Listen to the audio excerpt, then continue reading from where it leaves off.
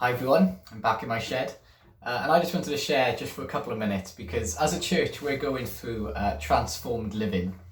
How do we live now in light of what we know? In light of what Paul says in the first 3 chapters of Ephesians, how do we live?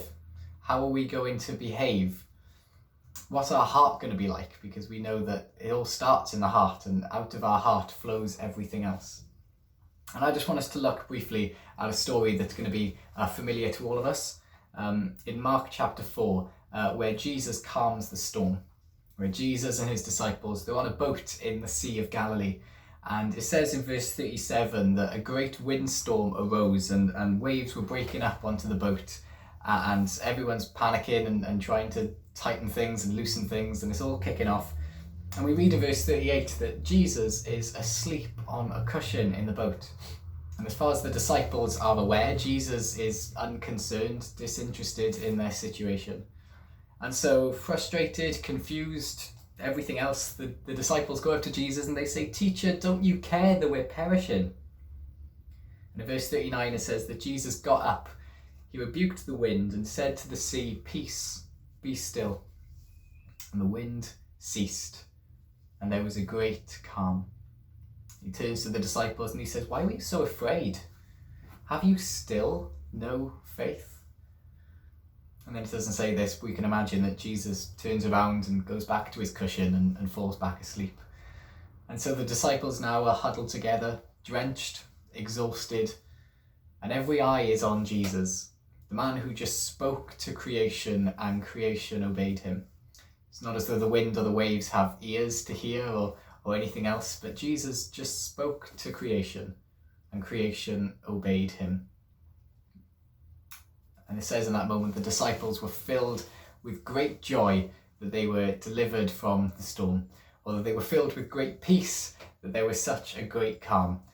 Now it doesn't say any of that. It says in verse 41 that they were filled with great fear and said to one another, "Who then is this, that even the wind and the sea obey him?"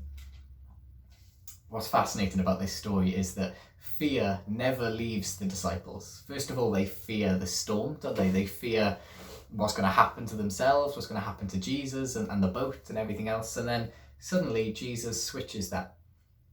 And they're not filled with joy or peace, but it says that they're filled with great fear as they realise that there's actually someone far greater, far more powerful in the boat with them than was ever outside the boat.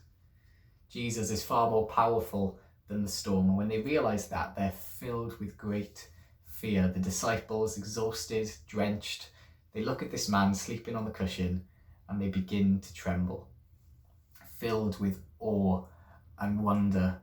Who then is this, that even the wind and the waves obey him? So what's this got to do with transformed living? We should be people who, much like the disciples, are filled with awe, filled with the childlike wonder. We should always be filled with that wow of the smallest of things. When we realise who God is, what he's done, and who we are in comparison, we should be filled with awe and wonder and fear, yes, reverence and everything else as we see who God is in light of who we are.